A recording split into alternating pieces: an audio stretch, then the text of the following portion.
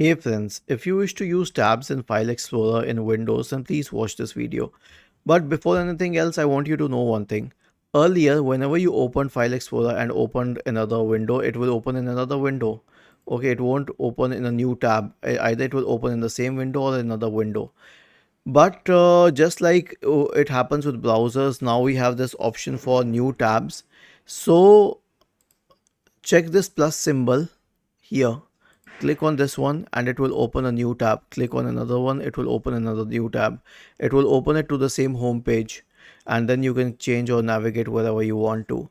However, there's a catch to it. This is a relatively new feature, so to make sure that this is enabled on your system, you will have to update Windows to the latest version. Right click on the start button and select settings from the menu. Go to the Windows Update tab on the list on the left hand side and select check for updates in the right pane. Was this helpful? If yes, then please subscribe to the channel, and if not, then let us know in the comment section of the video on how we could help you further. Thank you for watching this video and have a nice day.